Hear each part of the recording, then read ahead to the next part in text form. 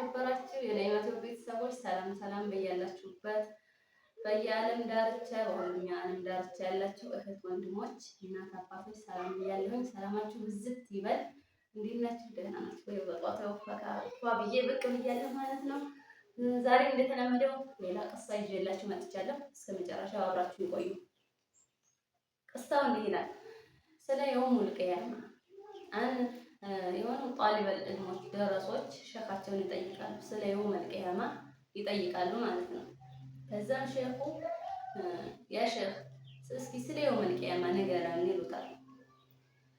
ከዛም ሲሉት እሺ ልና ደረሶቹን ይሰበስብና ለአንደኛው 100 ብር፣ ለአንደኛው 90 ብር፣ ለአንደኛው 80 ብር፣ ለአንዱ 70 60 እያለ ለመጨረሻው ጥያቄውን ለጠየቀው ደረሳ 1 ብር ይሰጠዋል። እንደዚህ ይወዝና ብር ይሰጣቸውና ከዛ በዚህ በሰጣችሁ ብር እስከ ጁማ ድረስ እስከዚህ ወይንም እስከዚህ ቀን ድረስ ብዙ የምትፈልጉትን አድርጉ፣ ከዛም በኋላ እጠይቃችኋለሁ ይላቸውና ሂዱ ይላቸዋል። ይሄዳሉ ማለት ነው።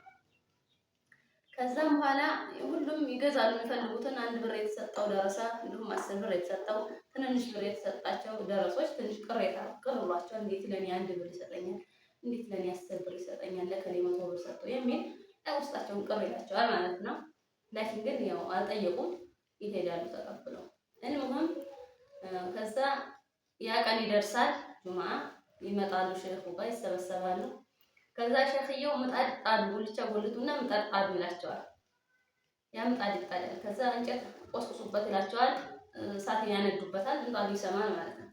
ከዛ 100 ብር የሰጠው ሰው ወይንም ደረሳ ምጣዱ ላይ ሆነ ምን እንደገዛህበት ንገረኝ ይለዋል። እንግዲህ ምጣዱ እሳት ተለኩሶበታል፣ ሰምቷል ብያቸዋለሁ። እንግዲህ ከ100 ብር ጀምሮ የገዛውን እዛ ምጣድ ላይ ሆኖ እያቃጠለው እየዘለለ ምንም እያለ እንደምንም ይናገርና ይወርዳል ማለት ነው። 90 ብርም የተሰጠው እንደዛው በየተራ እየወጡ እዛ ጋለ ምጣድ ላይ ይናገራሉ የገዙትን። መጨረሻ 1 ብር የተሰጠው እንዲሁም 10 ብር 20 ብር የተሰጣቸው እነሱ ተራ ይደርሳል። እነሱም 20 ብር የተሰጠው ለምሳሌ ያኒ የሆነ ነገር አሁን ለምሳሌ ሳሙና ወይ ነገር በቃ ቀለል ያለ ነገር ገንዘብ ብሎ ውርድ ለምጣድ ላይ ወጥቶ ብዙም አይቃጠልም፣ የተወሰነ ነው ማለት ነው። 1 ብር የተሰጠው እንዲሁ እንግዲህ 1 ብር የሚገዛ ትንሽ ነገር ያኔ እቺን ገዝቻለሁ ብሎ ቶሎ ወጥቶ ምጣድ ላይ ቶሎ ይወርዳል ማለት ነው። የውሙል ቂያማ ልክ እንደዚህ ነው።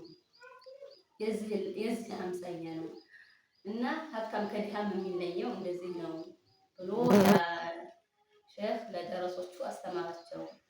1 ብር ስትሰጥ ቅር ብሎህ ነበር፣ አንተ 10 ብር የተሰጠው እንዲሁ ቅር ብሎህ ነበር እና የውመል ቂያማ ጀነት የሚገባው ድሃ ነው ቀድሞ።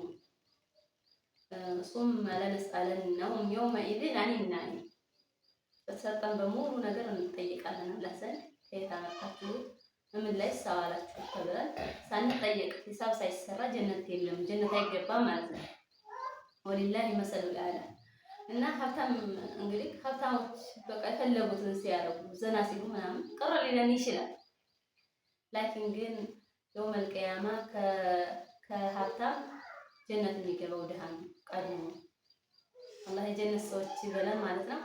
የዛሬ ቆሳዬ ይሄን ይመስል ነበር። ከወደዳችሁ ላይክ አድርጉኝ፣ ሼር፣ ሰብስክራይብ አድርጉኝ።